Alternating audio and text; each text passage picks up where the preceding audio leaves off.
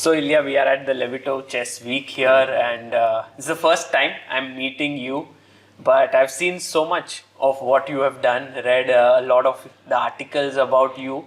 But I want to go right from the beginning with you. When did you get interested in chess?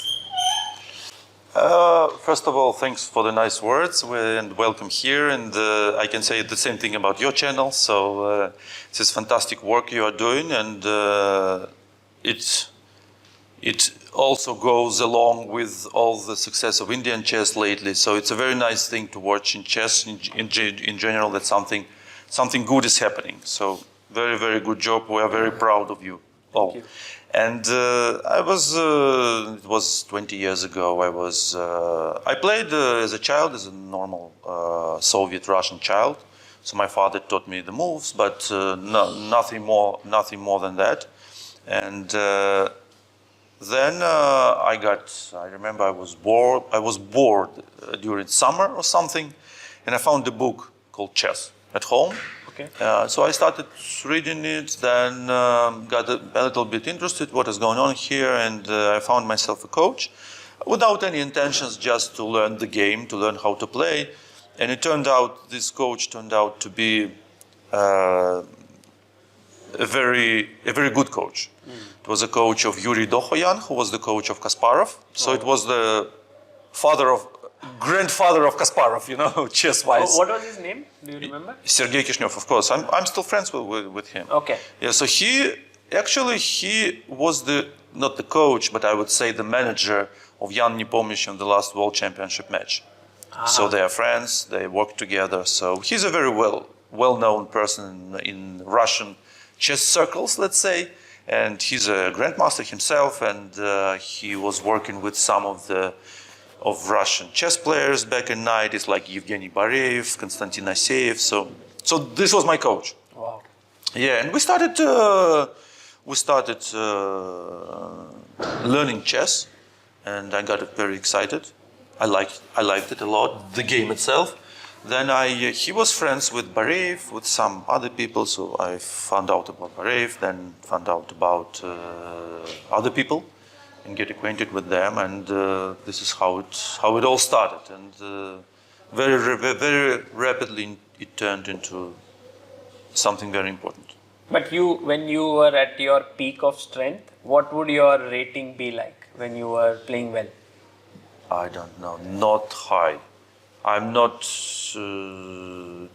At some point I played I think recently good, let's say, but relatively good, let's say, but nothing special. I don't have any special talents. So at some point I understood that I don't like it. You don't like playing? Yes, it gives me a lot of negative emotions, and I don't want to be in this situation. But you like the chess atmosphere and the world and the people in it? No, I like the game as well. You like the game? But I like it combined with other things. Right. Just I don't sit at home play online. I don't do this. But when I'm with friends or with somebody just to play a friendly game, of course, I'm more than happy to do it. But usually I don't play. So at some point you stopped and you started doing your normal, like you finished your maybe education and you started working. Is that true, or you were always connected to chess? Because at some point you did get into like the Russian Chess Federation and so on. So what was that journey? I was doing my business. Your business. In Moscow, and I was working. It was the start of not only my passion for chess, but also my business career. So I started working, started to gain some experience, and by 2009, 2010, I had my own company, and the business was going well, but somehow it appeared that something was going on in the Russian Chess Federation, not particularly good things were happening. There was a big scandal, and so I found myself there. It was really out of nowhere, absolutely. Really? I didn't do honestly, I didn't do much about it. It just happened that Arkady Dvorkovich became the head of the federation, and he needed somebody to be the executive director. So there were not too many people around. So I became, it was basically out of nowhere. But what was your business like? I mean, when Public relations. public. Yes, Ah, public okay. relations for business, for companies. So you basically train other businesses and business people in how to handle public Exactly. relations.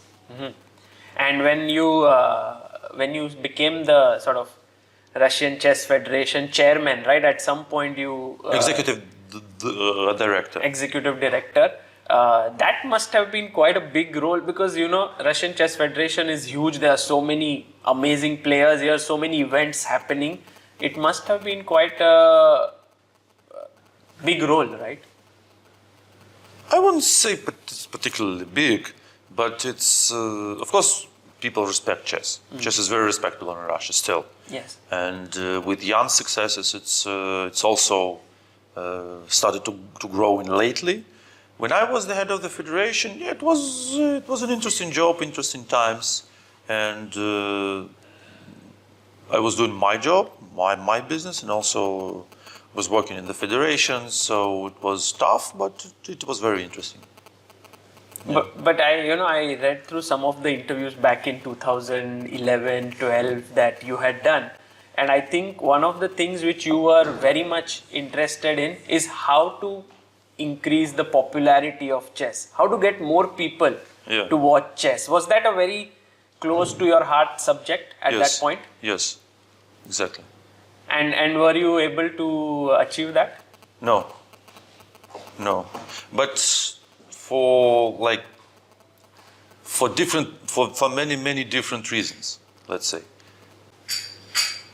Yeah, this was probably a bit naive, and I didn't quite understand what I was talking about, first of all. Second, I think that there are some birthmarks of chess that almost impossible to change, or you need some miracle, like your miracle, Indian miracle, yeah, that happened with chess, basically out of nowhere. I mean, if you look back at it, you will not find any like No plan. 30 years work on the ground. It just happened, yeah. In Soviet Union, it happened because of the work Yes. they were doing, because of the system they created, yeah, Yes. and because Russian people like chess. It turned out that they like chess. What I thought that chess has huge potential, just because nothing is done. We are on the zero mark still, in terms of popularity, in terms of commercializing the sport and everything, and we're still there. And my interviews are probably my words are very actual today. Nothing changed Yes. basically for the last 10 years or 12 years. I think what you said back then, it's the same problem that chess somehow grapples with. Yeah, How sure. to make it more popular, how to get more eyeballs, what is the right format of chess, all of that which was being discussed then is Yeah. still being discussed. Yeah, because nothing is happening. Basically, we have the same situation as 20 years ago, as 30 years ago, as 10 years ago. Online appeared. That's new. But it also not that it's life-changing story. And I'm not sure that online is so good, actually. So, yeah. But now I'm out of this path. Because I'm not doing anything for this. I'm not an executive anywhere. So other people should bother about that. But I find that there are two sort of versions of you. One who thinks that chess can be made very popular, can reach a lot of people, and the second one is that no, chess has a audience which likes it, and these are the limited. It can have limited number of people following. Do you think that you also sort of move from one to another, or you have something now concretely in your head that okay, chess is difficult? No, but I think that to make it popular is it's hard to define what is popular. More to make people. it more popular than now, yes, that's possible for sure. To make it much more popular than now, that's for sure. But to make it like football, hockey, Yes. or tennis, of course it's impossible. Of course, but I never said that it is possible, and we don't need that. We just need to find our own way. We don't have a way now. We don't know what we are doing and what's our ideas, what are we aiming for in the end. Once we know it, maybe there will be some way of finding new audience, the way of constantly finding new audience and teaching them something and providing the good content. But for now, it seems like an absolute dream. From all your experience of being in the chess world, did you feel that do you think that there can be anything improved, or you decided also to take things in your own hands and you started your YouTube channel, or was that not anything to do with you trying to popularize chess, or what was your intention? No, of course it was. One of the ideas was of doing my part of investing into popularizing chess. Of course. But I also do it for some other reasons. But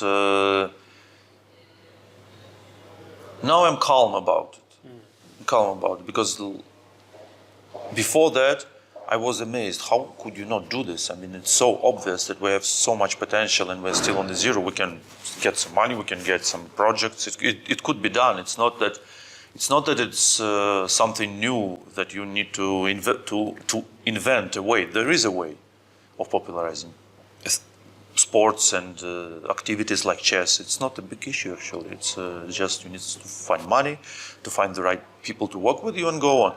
But at some point I understood that probably, not that it will never happen, it won't happen in the nearest future.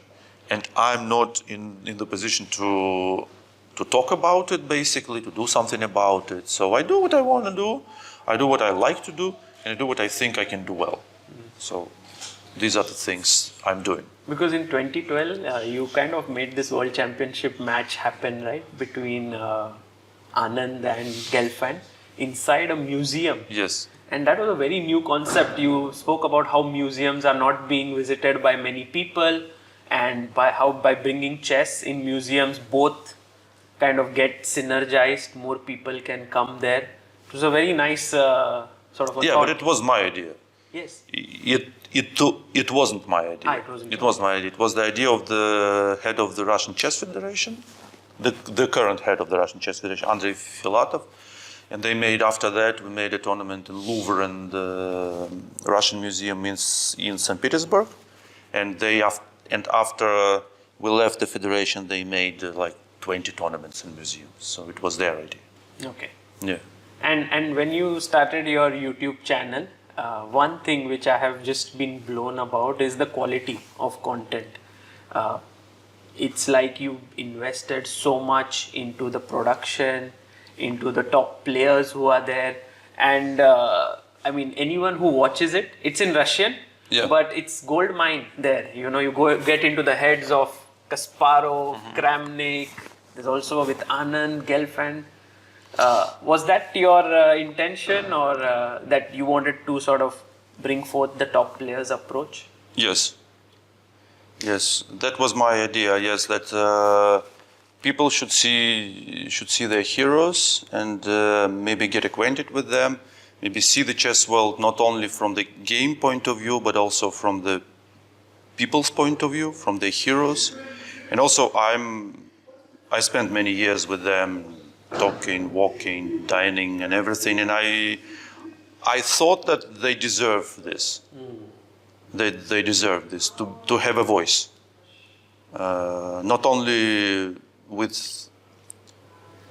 giving interviews, like official interviews to some newspapers or channels, but also so they can explain and how they see chess, so they can comment on their games and other games, so they can have a place when they can come and talk about chess freely, calmly, like we do here.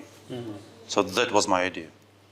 But you know, when you say that you are now sort of interested in chess, the amount of effort you put in is huge. Not just this YouTube channel, you also wrote a book. Yes. So, what does chess mean to you? Like, how are you able to put in so much effort? Because if it's a part-time thing, you can't put in so much of your energy, right? So, is it something more than that?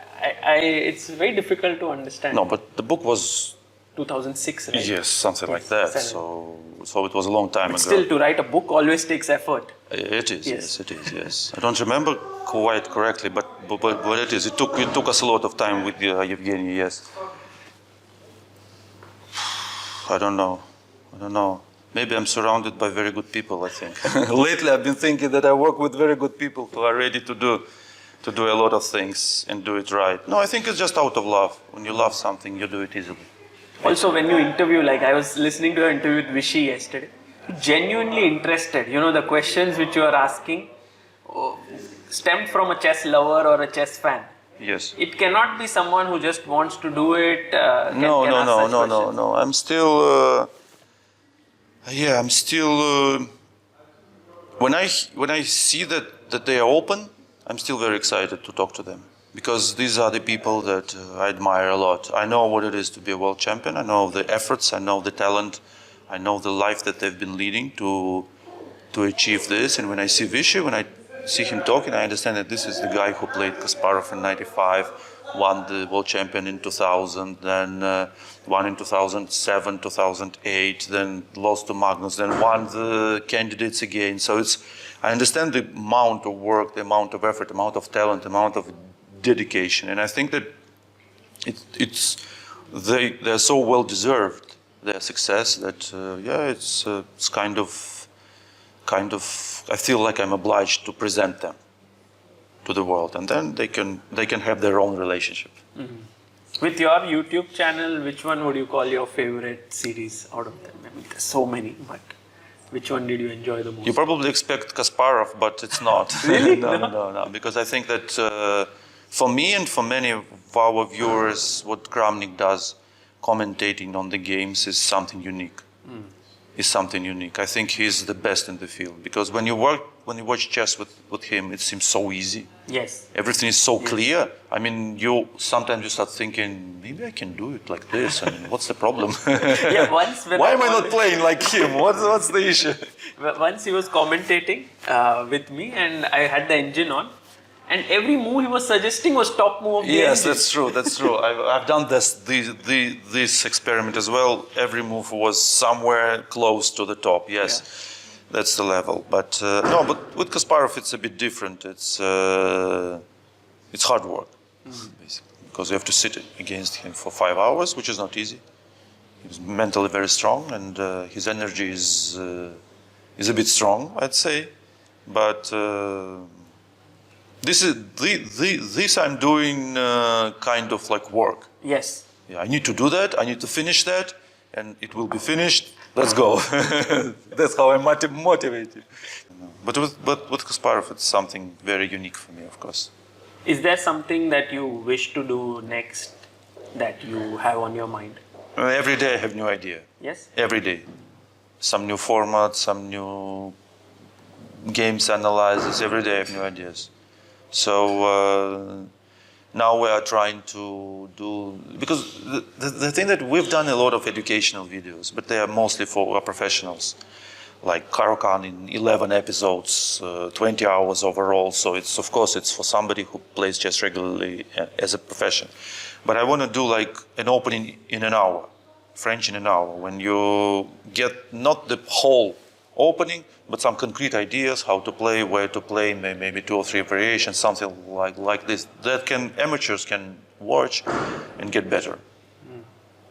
So this is very hard to get better over YouTube, but we do what we can, yeah? Yeah, but you are getting the top GMs like Khalifman and all to teach, and to make them work on this, and this material which you are creating is gold, yes. So you could very well have made a website where people have to pay a subscription and to do it. But why did you choose YouTube to do it? Because there is like amazing project like Chessable. It's their business. They take money for it. So my idea was to present the same level of content to Russian audience. So it's a national thing. Patriotic thing, let's say. Yeah. I want Russian players, like young players and maybe not young, to have kind of an advantage against their opponents, because they will watch it for free, they don't need to pay, and they have the very high quality videos, maybe even more quality than more qualified than the Chessable. So that was my idea. And did you find, like, from the feedback you have received over the years, that this aim has been achieved? Once I got a letter from some kid and he told me that he watched Karo-Khan videos, Alexander Ryazantsev's Karo-Khan videos, and he won the decisive game in the European Youth Championship. Wow. And he sent me the game and all the things and everything. So, yeah. Amazing. He was Amazing. 10, I think, or 12, something like that. Yeah. And what's the idea behind Levitov Chess Week? You do this, I think the second edition of it. Yes. You did it 2 years ago. 4 years ago. 4 years ago. And it's happening at this beautiful hotel, Waldorf Astoria, and top players are here. Is it something that you want to do, like this event? Is it your personal thing, or is it going to get bigger? No, I hope it will not get bigger. I don't want to make it like regular chess tournament or something. I like the format. This is my format. I'm very comfortable with it. Not too many people. Everything is like family style, and I invite my friends to play. And when you do a lot of online, I don't know if you have this problem, you just kind of lose the feeling, the grip of the real life of real chess world. So I'm talking to Kramnik over the internet for many hours, but it's not the same as we have lunch together or dinner together or just walk somewhere in the park. So I miss these people, and I think it's also a good thing to do is to create a place where once a year we can meet, and they can meet, yeah, like Boris, Vichy, Vladi, and all the people that are here, Levon. So they've been friends for many years. They've been studying together, playing together against each other, world championship matches against each other. So the whole life was there, and they have a lot to talk about. They have a lot to remember, and for me, it's a way of like my perfect week during the year is this week. I'm just having an incredible amount of pleasure and fun, and every evening something is happening, and it's just, I don't know, it's my best investment, let's say, Right. into me. Yeah, yesterday you had like time with Judith, and I think the Hand and Brain was also done. So that was also fun. Yeah. Managed to put together. And lastly, what would be kind of the legacy that you want to leave behind for the chess world? Is there something that you've thought of, and through all the experience that you have gathered through your work, if there's any advice that you want to give the chess world? Maybe helpful for people like me as well, and who are trying to sort of do something in chess. Hard to say. I think chess is such a thing that they change something every day in chess, like FIDE and everybody else. They change the rules, the time controls, everything, the system of getting to the world championship match and everything. But overall, it never changes. It's the same.